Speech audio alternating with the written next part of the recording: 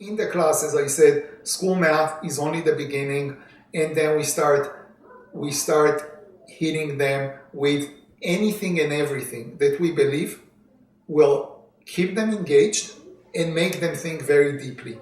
And it could be anything from solving chess puzzles, Sudokus, coaching them for math Olympiads, and we love our kids to compete. Math Olympiads are a wonderful way to get children engaged, because children are very competitive in nature, whether it's on the soccer field or whether it's when they walk into a room to write an Olympiad, because there is this competitive aspect which they enjoy very much.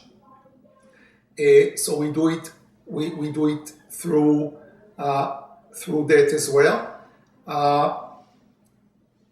and this is really what, in addition to the school math, because the one thing school math does not do is foster creativity. It's very stale, it's very generic, it's very uninspiring. So we try to stay away from that. We do it through games. We play many games, especially at the younger ages. With the very young kids, for example, we play a game called 4 Boom. So we start counting 1, 2, 3, 4, 5, 6. Any number that has a 4 in it, the digit 4 in it, the child is not allowed to say the number, they have to say boom. And any number that is divisible by 4, such as 4, 8, 12, 16, 20, and so on and so forth, the child would say boom. Kids love this game. And of course, if you make a mistake, you're out of the game, stuff like this, right? So again, you insert an element of competition. They love playing this game. And of course, from 4 boom, you graduate to 4 or 5 boom. So now every number that has a 4 or has a 5, so once you hit the number 20, it's boom boom, because it's on the 4 list, and it's also on the 5 list. And kids start arguing, is it boom boom or the number 44? Is it boom boom or is it boom boom boom? Because it has 2 4s and it's on the count by 4s list. So what's happening there? So you get them, really engaged and thinking and arguing.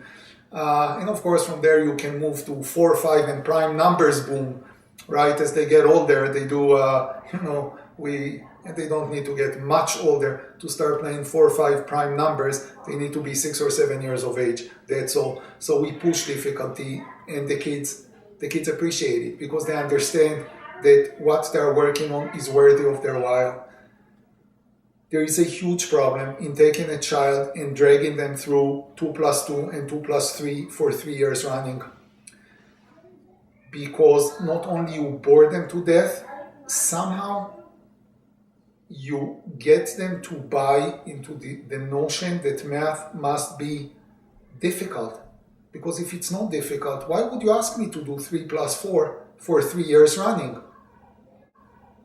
There must be something really inherently difficult about it. For me, the moment the child understands 3 plus 4, even if there is still a bit of a struggle, even if it's still a bit 3 and 3 is 6, and then 1 more, that's the 7, which, by the way, that's exactly the type of thinking I want to see. I don't want them to do anything by memorization.